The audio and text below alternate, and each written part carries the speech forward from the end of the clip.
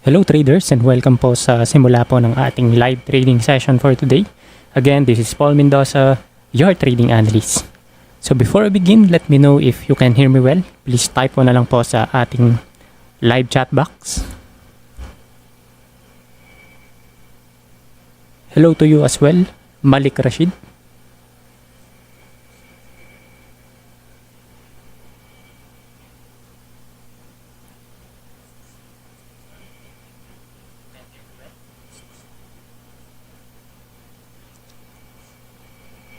Okay, so please let me know if you can hear me well.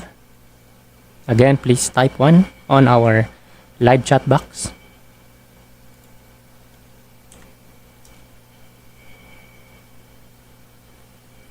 Hello, I am Abik and Eman Kadiwa. So thank you for commenting one. So I think we can start right now. So again, before I begin, let me just read our disclaimer first. So any opinion, news, research, prices, analysis, or other information discussed in this webinar or linked to this presentation are provided as general market commentary and do not constitute investment advice. So again, I am not a financial advisor. At lahat ng sasabihin ko dito sa webinar is just a general market commentary. Okay? And again, kung hindi nyo pa po nagagawa, I am inviting you once again to subscribe on our Telegram channel. So itong channel na to is provided ng Octa for the Filipino traders. At sa loob ng channel, makakita kayo ng trading ideas, market updates such as this, trading quiz, economic calendar, katulad nito, as well as announcements. So kapag nasa loob kayo ng Telegram channel ni Octa for the Philippines, of course, kayo ang unang makaka-receive ng mga important announcements such as trading bonuses or kung may mga important announcements si Octa. Okay? And again, if this is your first time being here with me, so again, my name is Paul Joseph Mendoza or Paul Mendoza, and I am a professional Forex trader with over 5 years of experience. I am a trading coach and an analyst. I am a pullback and a trend trader. I also teach, I am also teaching traders on how to manage their money and find their trading style. Meron na rin akong experience sa pag-handle or pag-assist ng startup trading desk at meron na rin na experience sa pag-manage po ng fund ng mga private investor ko. Okay? So enough of me. So again, speaking of promo code, so you may use my promo code which is PaulJM100 kung magde-deposit kayo at gusto nyo i-take advantage yung promo code. So I think this is 50 or 100% deposit bonus. I-check nyo na lang sa website ng Octa. So to take advantage of the promo code, so just open the Octa Trading app or visit our official website. Go to your profile, find the promo code section in the menu, then enter the promo code and press activate. Then after that, make a deposit, then enjoy your bonus. Alright, so having said all of those things, so let's start now. So as usual, magsisimula tayo sa pag-analyze ng high impact news. So kanina, may mga high impact news tayo sa GBP and Euro. But for today, the remaining high impact news is in GBP na lang. So later, at 11 PM, magkakaroon ng speech si Governor Bailey. So ito na lang yung natitirang high impact news natin for today. Then for tomorrow, marami-rami tayong high impact news. So starting at 6. So sa Australian dollar, merong speech naman si Governor Bullock. And then for Japanese yen, meron tayong gross domestic product quarter over quarter. Ang forecast is 0.3% at magsisimula siya ng 7:50 in the morning. Then after that, we have employment and unemployment change para sa AUD.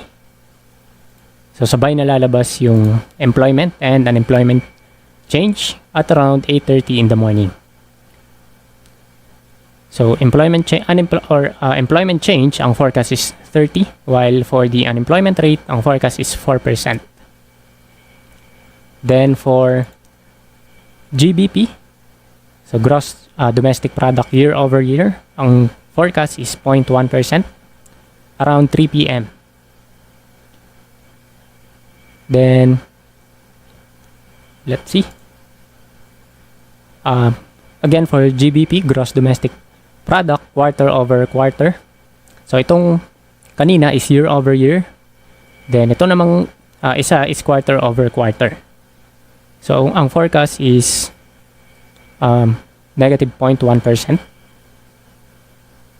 at around 3 p.m. as well. Then the next high impact news is at 4 p.m. para sa euro. So merong speech si President Lagarde at around 4 p.m. Okay, and then we also have high impact news para sa USD. So retail sales, ang forecast is negative 0.1% month over month. And then we also have retail sales control group. And then we also have, let's say, wala na pala.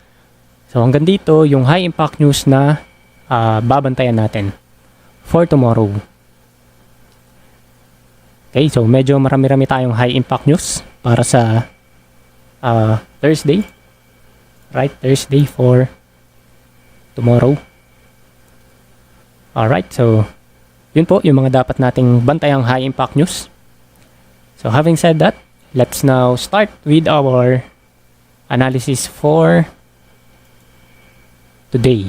Okay, so again, before we analyze our 7 major pairs, so let's begin with DXY as usual.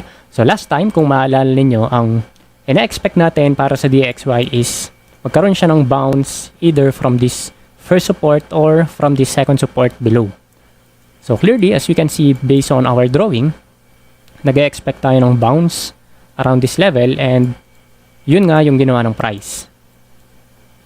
So clearly, after breaking this support or this previous resistance, we saw na nagkaroon siya ng pullback, and after pulling back from this previous resistance became support. Then as we can see, the price went higher. Okay, and the price is now testing this resistance right here. So let's see kung magtutuloy-tuloy yung push to the upside. So obviously, hindi nakabalik yung price ng DXY dito sa lower support natin. So nag-react agad siya dito sa first support, and this will be now our higher high and low. Okay, so this is our high, this is our low, and this is our higher high. So now that we have this information, let's see kung magre-react yung price dito sa resistance level. So obviously, as we can see, after retesting this resistance, the price immediately reacted off of this resistance zone, right? So as we can see, this candle is now looking to be a doji. So kung magkaroon siya ng doji below this resistance, then that means that's an indecision candle. Okay, so we may see a possible consolidation around this level. Okay, so this is what we can expect for the DXY. So for the coming week, ang pwede nating makita dito sa DXY is just a consolidation, or we can also expect na magkakaroon siya ng continuation to the upside, and this resistance could turn into support. Okay, so this is the two possible scenarios that we can expect for the DXY. So let me just change the color of this one para ma-identify natin yung first and second scenario na pwede nating makita for this coming week. Okay, so that's what we have for the DXY. So let's move on to our next pair. So we also analyze the probability for the gold market. So for this one, what we are expecting is the price could go back up here from its minor resistance. So last trading session, nagkaroon tayo ng bounce from the support level. So that's why we expected the possible bounce from this support. Then we also expected magkakaroon siya ng retest from this resistance. Pero hindi yun ang ginawa ng price action. So obviously, after bouncing from the support level, so clearly the price went up. And the price went up to 2,800 pips coming from the support. But unfortunately, the price didn't create a follow-through. So walang follow-through. Pagkatapos niyang mag-bounce dito sa support is continue lang yung drop or tumuloy lang yung drop. Right? So as you can see, the price is now breaking this support level that we have right here. And right now, merong chance or probability na i-retest niya tong previous low. Okay? So as you can see, the next support that we have right here is right below here. So clearly, long-term view, we are still consolidating or nagko-consolidate pa rin yung price ng gold. So what we want to see here is either a breakout from the bottom or a breakout from the previous high. Okay, so we don't have any clear trend from the gold market yet. So let's see what the price will do. But if we take a look at the structure, kung titignan natin yung structure ng gold, so meron pa rin tayong clear uptrend. So kapag hanggat nasa loob tayo ng Darvas box, then we can still expect na magkakaroon siya ng continuation pataas. Unless ma-break niya tong bottom nitong Darvas box. Okay? So we can delete the zone para mas maging malinis po yung tingin natin sa chart. So there. So as we can see, again, nagko-consolidate lang yung price ng gold and we are just expecting a breakout. Then on our 1 hour time frame, so obviously we have a downtrend. And as we can see, meron tayong previous support na nalampasan ng price. And this previous support ay pwede maging resistance. So kung gusto nyong i-trade itong 1 hour time frame ng gold, then we can anticipate a possible pullback from this previous support level. And then coming from this resistance, then we can expect a continuation to the downside. So clearly this is a clear 1, 2, 3 pattern. And we can expect a pullback. So let's see. So right now the price is now hovering around this previous resistance and this could turn into support. Okay?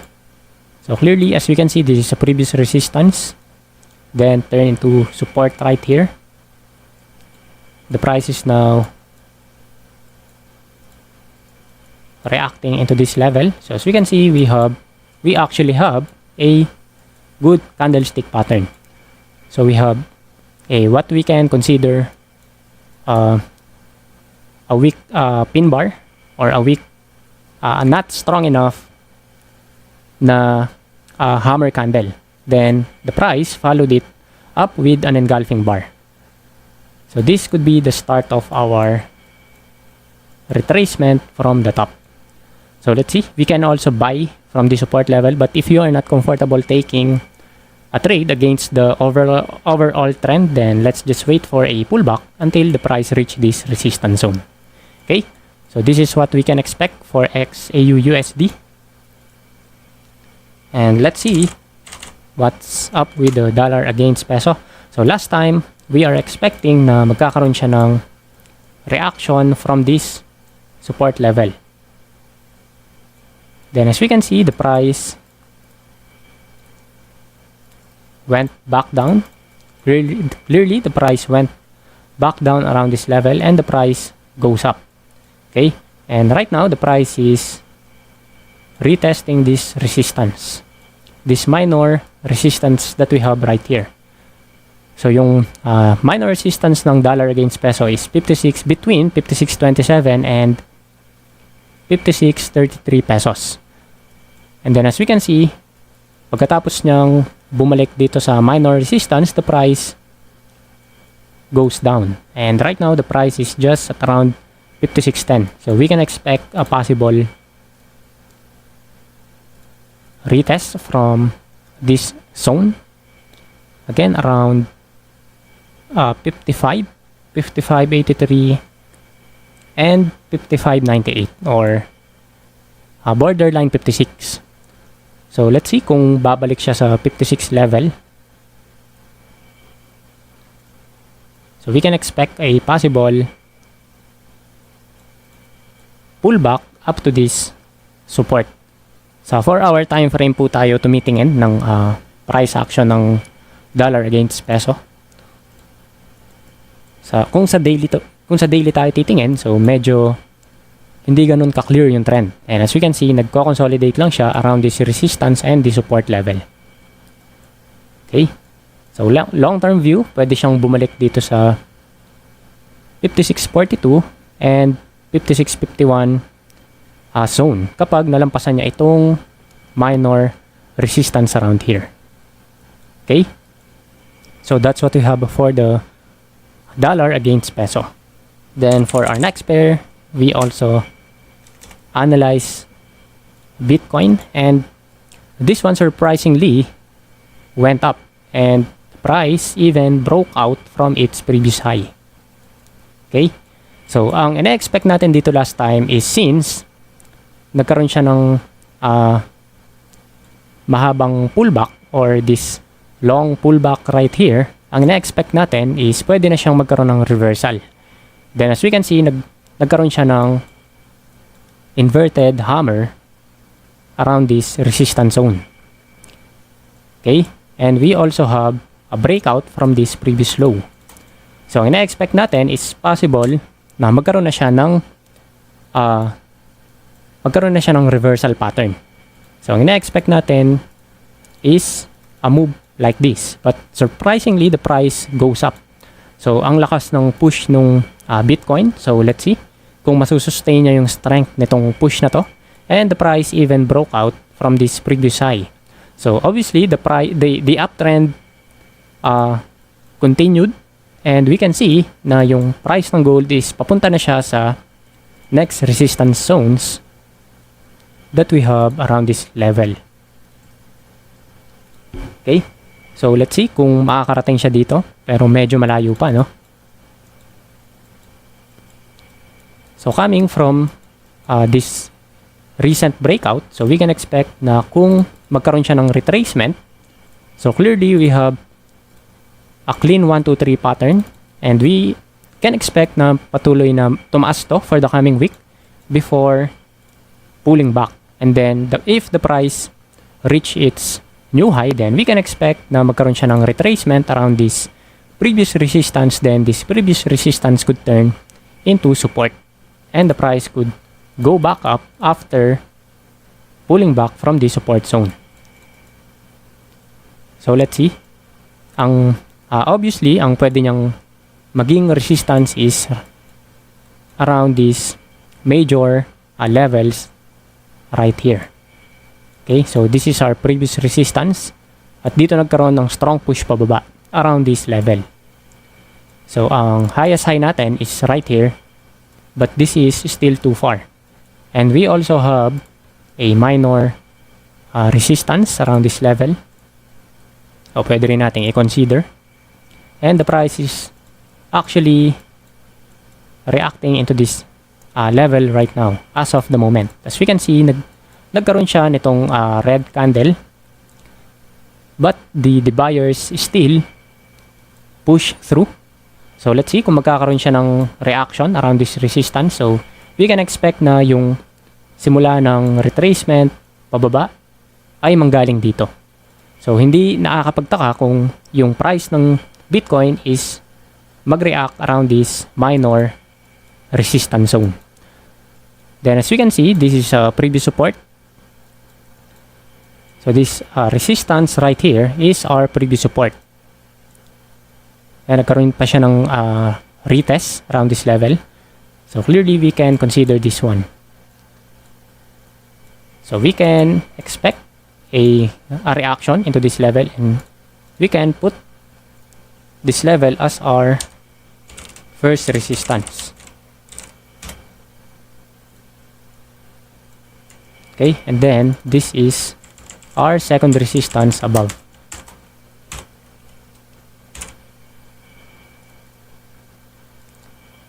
Alright, so let's see what the price will do. And then for our 1 hour time frame, so obviously we have an uptrend from this level. So trading the 1 hour time frame could be a different approach. And as we can see, we have this clear 1, 2, 3 pattern, and since we are on a potential resistance on our higher time frame, so we can expect na magkaroon siya ng reaction around this level, and the price could go down coming from this resistance. So, kung gusto nating mag-day trade, then obviously, what we can do is to wait for a pullback or a retracement. Then, if we use our Fibonacci retracement tool, then we can expect na dito mag-react yung price around this zone. Assuming na ito na yung top. So, of course, pwede pa siyang tumaas. Then, ang gagawin lang natin kapag nalampasan niya pa tong price na to, and clearly, i-adjust lang natin yung Fibonacci. But the idea is just the same. So, what we can do is to wait for a pullback. Then the price could pull back around this support level. But keep in mind that on a long-term approach or on our higher time frame, we are already at a potential resistance zone. So, keep in mind na pwede na siyang magkaroon ng reversal coming from this level. Okay, so this is what we can expect for the Bitcoin for the coming week. So, let's see. Kung tingnan natin kung magre-react siya dito sa first resistance. If not, then the price could break this first resistance and the price could go back up from this second resistance above here. Okay, so let's see what the price will do. So that's what we have for our Bitcoin analysis. So let's now move on to our 7 major pairs. So beginning with the Aussie dollar, so last time, ang ina-expect natin is magkaroon ng reaction dito sa support level at magkaroon ng short bounce around this level. Then as we can see clearly, the price did bounce from the support level indeed. And as we can see, it was clearly a short bounce. So coming from this red candle, the price only goes up to 75 pips. Then as we can see, the price is now trying to make a continuation to the downside. So according to our drawing, ang ina-expect natin is magkaroon siya ng this long push to the downside, and this could be the start of this move. Okay? So as we can see, the price indeed created a short bounce, and the price is now trying to continue its way down. So let's see if the price could go back down from the support level. Okay. Hello people or people. So going back to Bitcoin. So the first resistance that we have from Bitcoin is around 49,942 and 52,935. So the price of Bitcoin as of the moment is around 51,623. So we can expect a reaction into this first resistance. If not, then we can expect that the price of Bitcoin could go back up around this level. So the second resistance that we have is around 57,658 and 63,605. Okay, so let's see what the price will do. Sure, we are going to analyze Euro Yen later. Okay, so going back to Aussie dollar. So again, the price is now trying to make its continuation to the downside. So tingnan natin kung ano po ang gagawin ng price ng Aussie dollar. So this could be the completion of this pattern. Okay. So the short bounce that we are expecting was done. So let's see if the price could make a continuation to the downside. Then on our 1 hour time frame, then obviously we have a downtrend right here. You are very much welcome, people or payapol. So clearly, as we can see from this structure, the price breaks this previous level, right? Then as we can see, the price is now retesting this potential resistance zone. So let's see, this could be our resistance. This previous support could turn into our next resistance. O ito yung pwedeng maging resistance since this is a previous support. So ang pwede po nating i-expect sa level na to is magkaroon ng reaction itong price ng Aussie dollar at pwede siyang magkaroon ng continuation pababa. Okay? So let's see. This could be the our two move. So obviously this is our 1. Okay? So this is our 1 and this could be our potential 2. And if the price goes down, then this is the completion of our 1, 2, 3 pattern. Okay? So let's see what the price will do, but I am expecting na magkaroon na siya ng reaction pababa from this previous support level. Okay? So that's what we have for the Aussie dollar. So long-term view, we can expect na magtuloy-tuloy siya pababa hanggang bumalik siya dito sa support level. So for our next pair, we have Euro dollar, and for this one, we have the same approach from Aussie dollar. So we are expecting na magkaroon siya ng short bounce coming from this support level before going back down. And as we can see, the short bounce indeed happened right here, and the price goes up to 63.3 pips, and then the price is now trying to go down with this huge red candle, and the price, as we can see, the price already broke this support level. So we can expect na ang next move ng Euro dollar, since nagkaroon na tayo ng breakout from this previous high or from this previous low rather, so we can expect a complete reversal. So long-term view, we have a downtrend, right? And right now the price seems to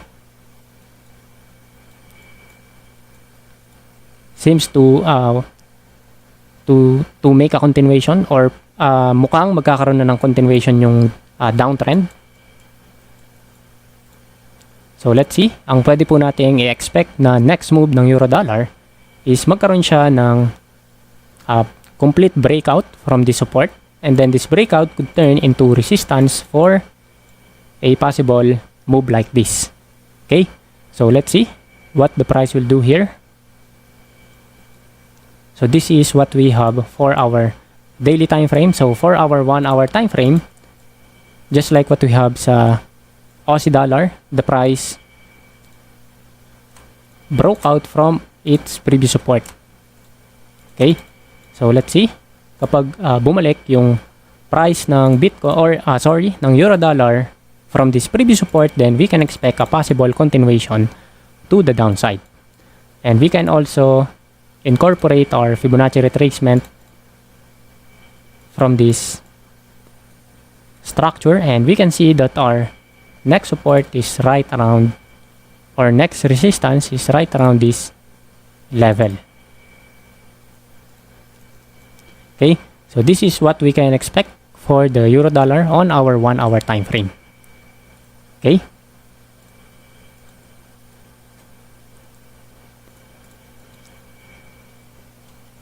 Then for our next pair, we have pound dollar. And for pound dollar, so last week, ang ina-expect natin na gagawin nito is nag-react siya last week. Nakakita tayo ng reaction dito sa previous low or dito sa support. Then, as we can see, ang ina-expect natin is magkaroon siya ng retest from this minor resistance. But as we can see, the price is still retesting the support level. So, hindi pa siya tapos mag-retest, or we can also expect a possible breakout from this previous low, since we are having a lower high. As we can see, this is our previous high, and then this is our lower high. So, kung magkaroon siya ng breakout dito sa previous low nitong Darvas box, then pwede nang gawin ng price ng pound dollar yung expectation natin na pwede siyang bumalik dito sa support level down here. Okay, so let's see. But going back sa analysis natin last week, ang ina-expect natin is bumalik siya dito sa minor resistance, pero hindi siya nakaabot. As we can see, hanggang dito lang umabot yung price ng pound dollar. Hindi siya umabot dito sa minor resistance before going back down again.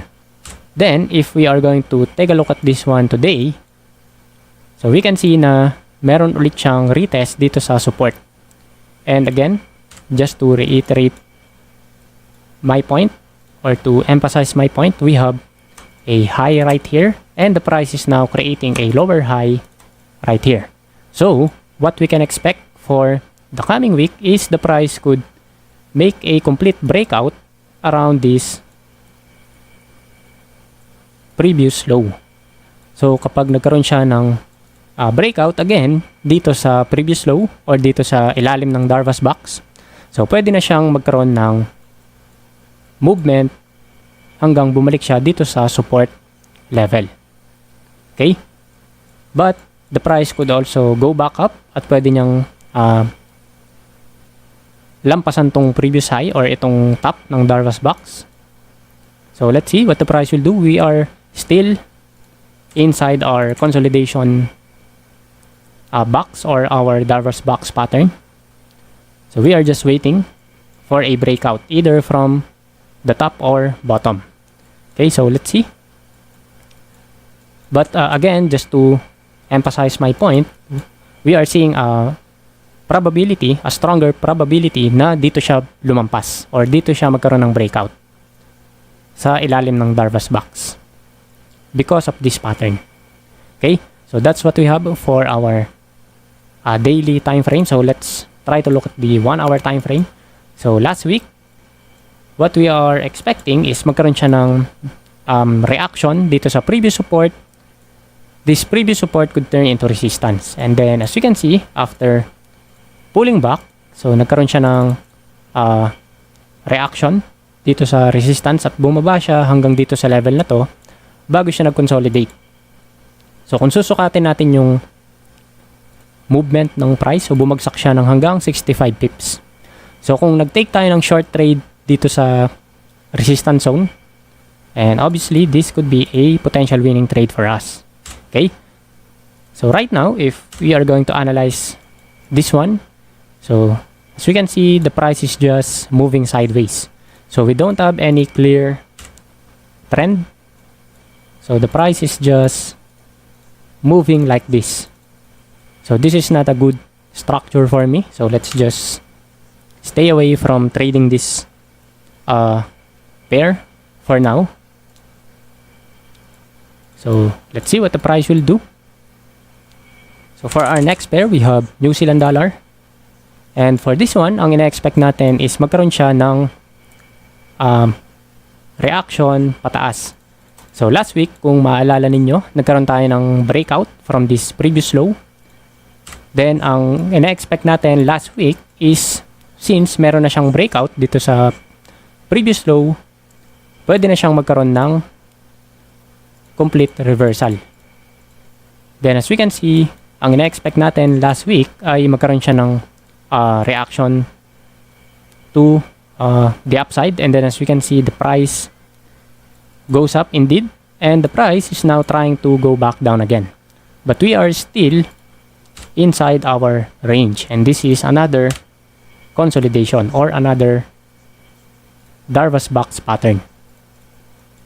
So let's see kung makakalampas siya dito sa box bottom. So clearly, last time, ang ina-expect natin is magkaroon siya ng completion ng 1, 2, 3 pattern. So ito yung ina-expect natin last time, at mukhang babalik siya dito sa support level.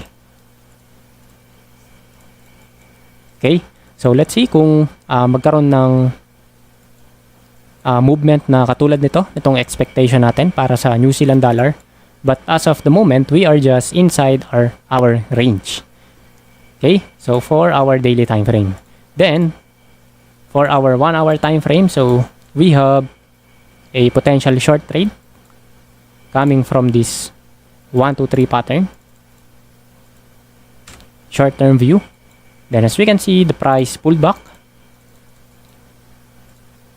Pero hindi pa siya tumatama dito sa previous support. So, we can draw a zone from our previous support. Kung isasama natin tong level na to hanggang dito, and we can see na nag-react na siya dito sa resistance zone. But we don't have any confirmation na babagsak na talaga siya. So, let's see. So, for me, I will use Fibonacci retracement to have more confluence. So we can expect na magkaroon siya ng continuation to the downside coming from this resistance zone. So let's see what the price will do. The price could make another push to the upside until this resistance level. So kapag nagkaroon tayo ng entry reason around this resistance, either an entry candlestick pattern or a price action pattern sa mas mababang time frame, then that's a possible entry for us to take a short trade. Okay, so let's try to look at the 15-minute time frame. So sa 15-minute time frame, so nagkakaroon na siya ng reaction. So nag-consolidate na siya after creating this long push or this huge movement to the upside. The price is now just consolidating, and we can draw a channel around this structure. So let's see. So hindi po tayo madalas tumingin sa 15-minute time frame, but just to take a chance para sa entry candle, kaya po tayo tumingin sa 15-minute time frame. But our daily time frame or our day trading approach always starts at 1 hour time frame. Okay, so let's see. Again, we are expecting a possible continuation to the downside. Alright, so let's see what the price will do. Then for our next pair, we have dollar loonie or dollar Canada. So for this one, the price went back up from this previous support. And then last time, ang ina-expect natin is magkaroon siya ng consolidation. Then as we can see, ang ina-expect natin last time is coming from this resistance. If I'm not mistaken, galing tayo dito sa red candle, and we are expecting na bumaba yung price up to the support. As we can see, the price goes down or went back down up to 80 pips before going up. So, clearly, yung consolidation na ina-expect natin is nagpi-play out siya right now. So, we are expecting na babalik siya dito sa support. Then, pagbalik niya dito sa support, nag-expect tayo ng movement again to the upside. And clearly, the price is doing just that. Ang hindi lang natin na anticipate is hanggang dito lang siya babagsak, which is normal. Okay? So we are expecting na babalik siya dito sa support, but hindi siya bumalik. Hanggang dito lang siya bumagsak. Then the price immediately goes up, and the price is now giving us another red candle. So we can expect another push to the downside, just like what we are expecting. So let's see kung anong gagawin ng price action ng dollar loonie or dollar Canada. But kung ngayon natin siya titingnan, then we can see na meron tayong possible reversal pattern. So as we can see, we have this possible movement to the upside. Kapag bumalik pa siya pababa, then pwede tayong mag-expect ng another push to the upside. So long-term view, again, we are just still on a consolidation phase. But long-term view, we can expect na magkaroon siya ng reversal to the upside coming from this 1, 2, 3 pattern downtrend. Okay? So let's see.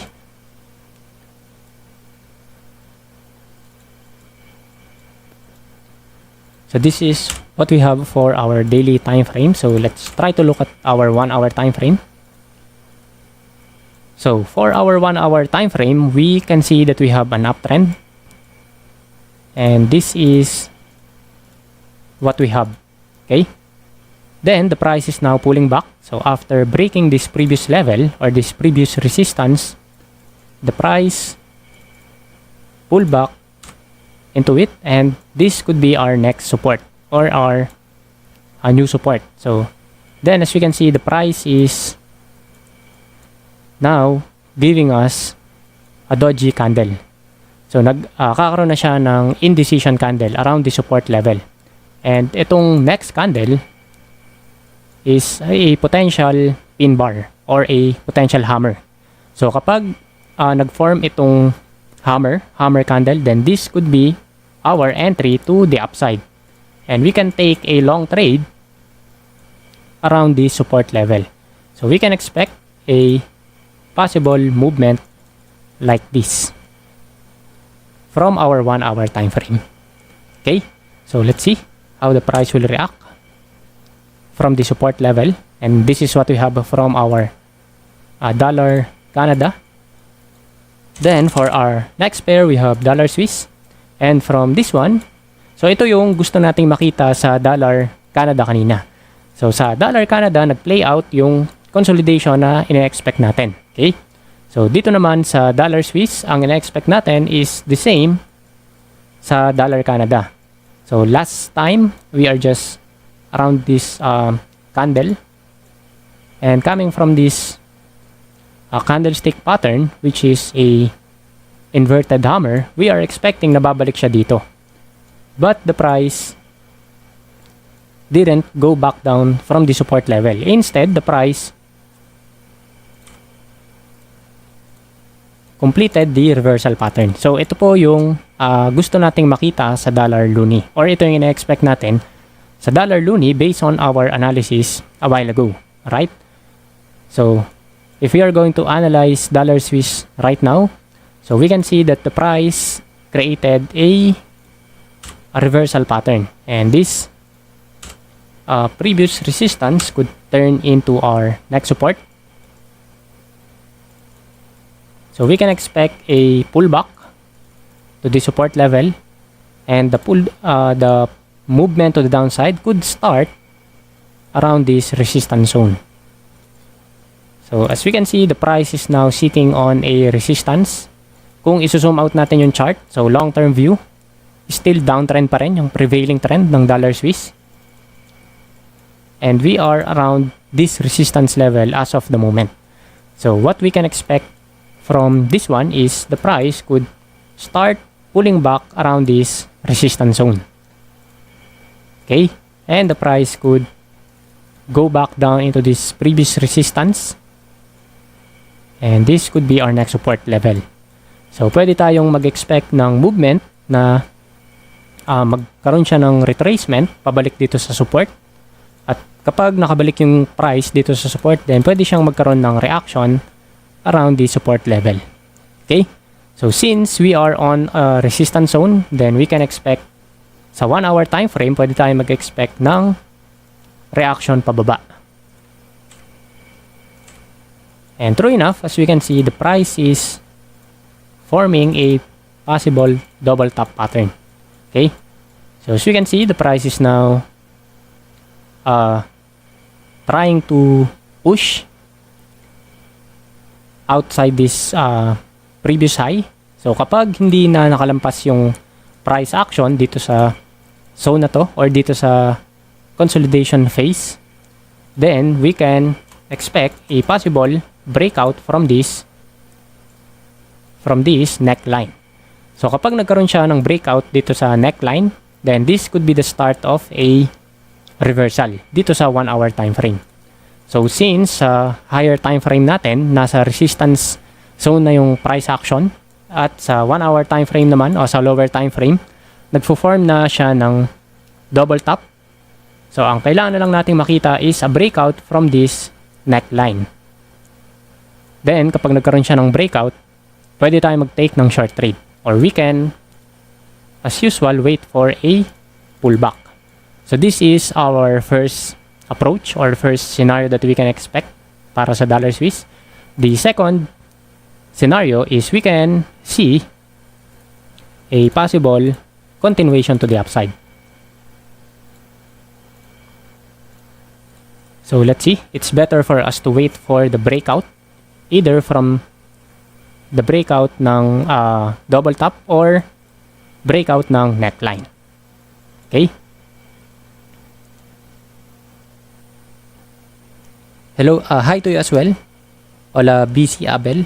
And thanks for your wonderful comment. Alright, so let's see what the price will do. Then for our last major pair, so we have dollar yen. And for this one, ang na-expect natin last week, since nandito tayo sa resistance zone at nandito tayo at meron tayong engulfing candle. So last week, ito yung information na meron tayo. So nagkaroon tayo ng engulfing candle, and because of that, we expected na babalik siya dito sa support, dito sa minor support. At nag-expect tayo ng consolidation. But surprisingly, the price push higher. Okay? So as you can see, after creating an engulfing candle around this level, the price just moved a bit to the downside. Then the price push higher.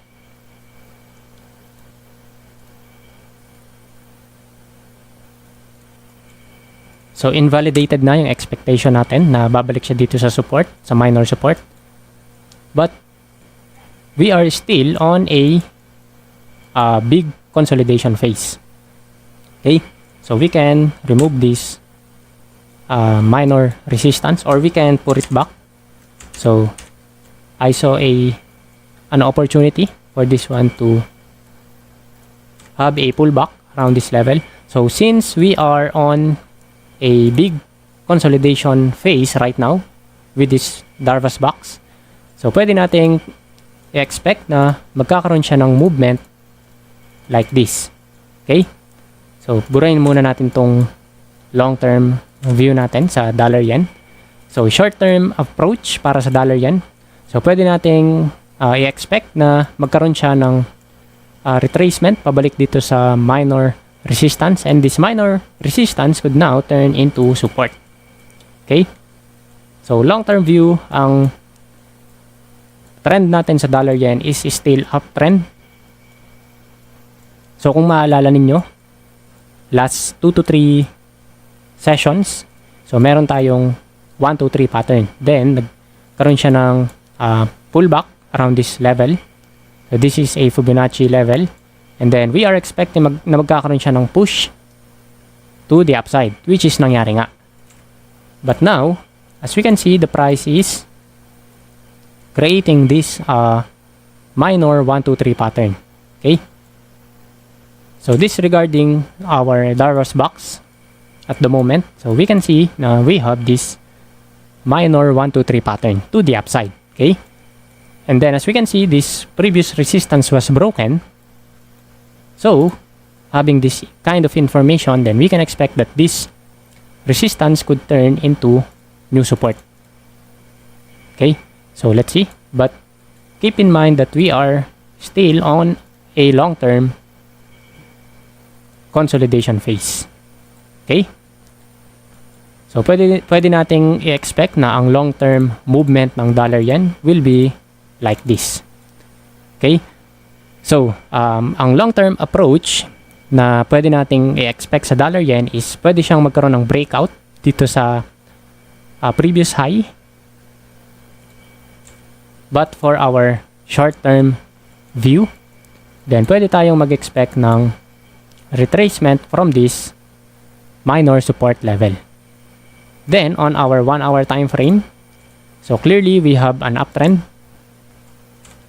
So let's see what we can trade from our day trading time frame. So obviously the price broke this previous resistance and we have a clean 1, 2, 3 pattern around here.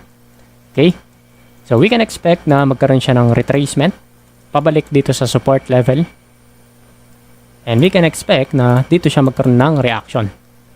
And if we incorporate our Fibonacci zone or Fibonacci tool, then we can see na itong previous support or previous resistance rather is lining up with our 61.8 and 78.6 Fibonacci zone. So this is the next support that we can anticipate para sa dollar yen. So let's see what the price will do. But I am expecting a possible retracement to the downside for the next few hours. Alright. So this is what we have for the dollar yen 1 hour and daily time frame. Okay. So going back to our requests. So we have a Euro yen request. So let's try to look at the Euro yen. So for this one on our daily time frame, so we can see that our long-term trend is uptrend, right? So the price is pushing to the upside. And right now we can see that we have this trend line and it was broken. It was broken just yesterday with this green candle. So let's see if the price can sustain this breakout. So as we can see, the price has a multiple 1, 2, 3 pattern from this pair. And the price is now on the push to the upside, or the price is now trying to make a continuation to the upside. The price goes back down from this support level. Then as we can see, the price failed to break it, right? So this is a very important thing to consider, because if the price broke this previous support or this previous low, then the uptrend will no longer be intact, right? Or the uptrend will no longer be alive. But since the price is still respecting this support and the price didn't break it, so we can still expect that the price could return to its previous resistance, okay, or from its previous high.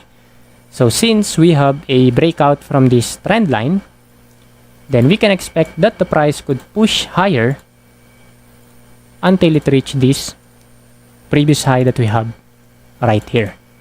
Okay, so let's see if the price could sustain this breakout. So what we want to see is a follow through from this trend line breakout until it reaches this previous resistance level. Okay, so this is what we can expect for the Euro yen. So our uptrend is still alive. Okay, so we have an uptrend and the price is still respecting of our important structure levels. Okay, so let's see what the price will do here. So again, I am expecting a possible retest from our previous resistance. Okay, so any question before we end?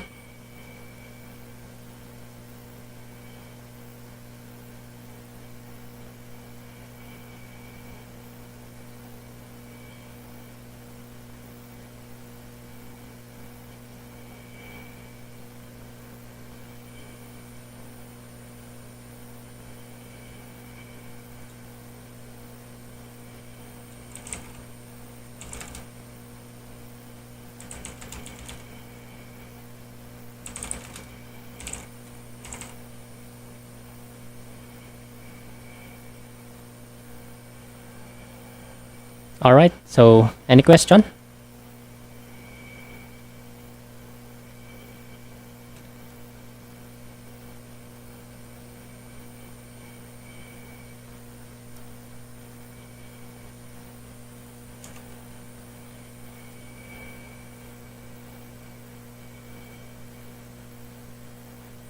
Hello, Eman Kadiwa.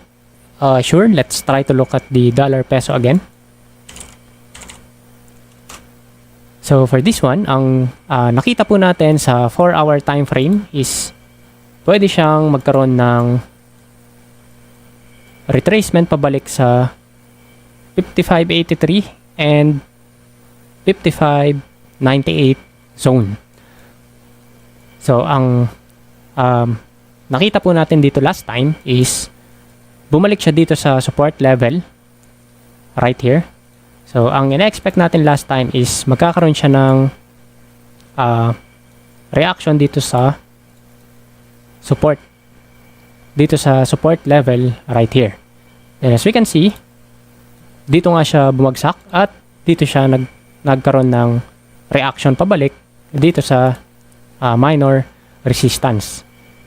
So after pulling back or after retesting this minor resistance, nakita natin na nagkaroon ulit siya ng movement to the downside. So pagkatapos niyang bumalik dito sa minor resistance, bumagsak siya ulit, and right now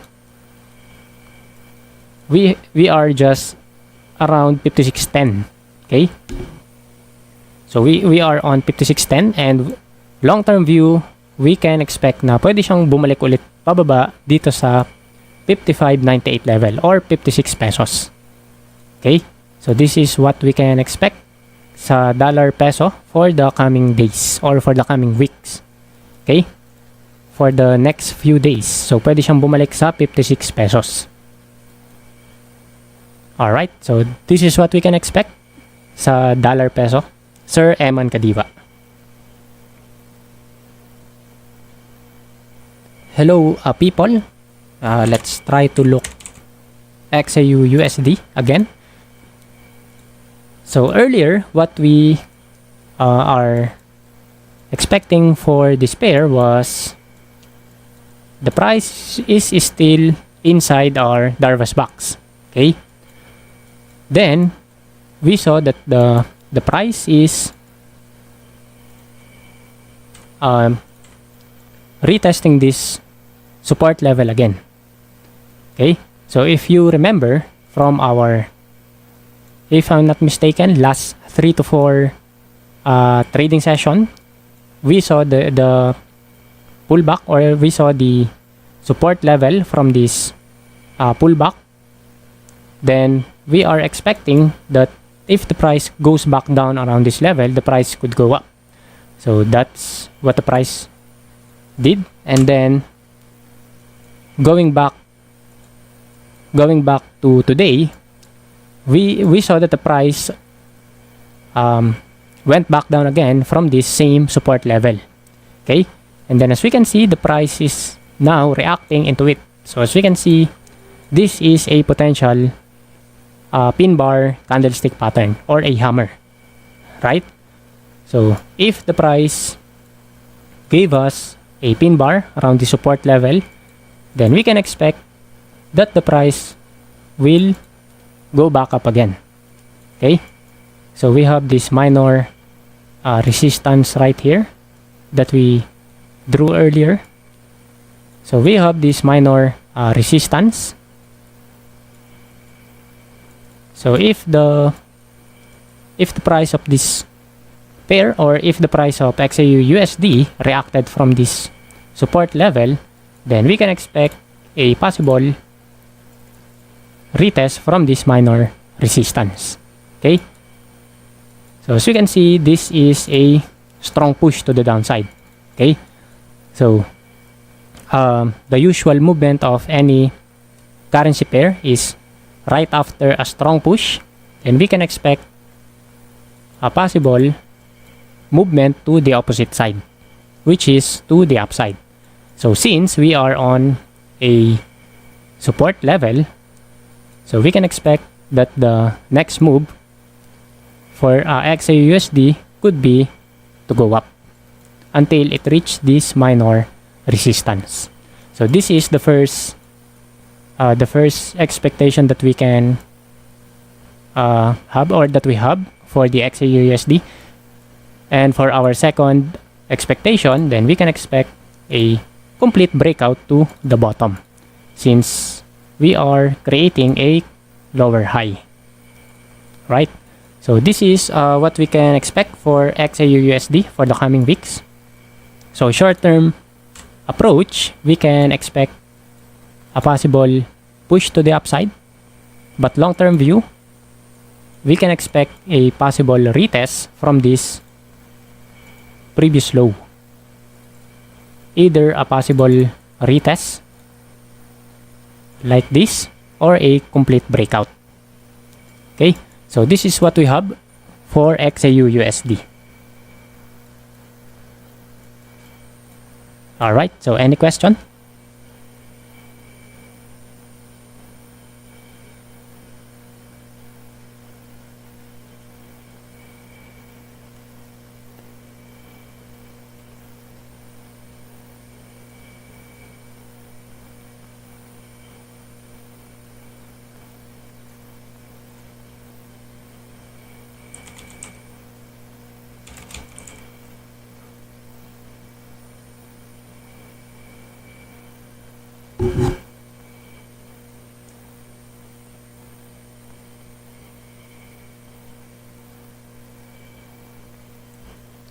You are very much welcome, Sir Eman Kadiwa.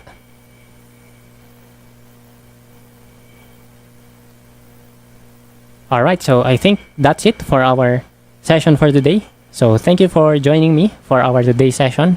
So again, this is Paul Mendoza, your trading speaker. Bye!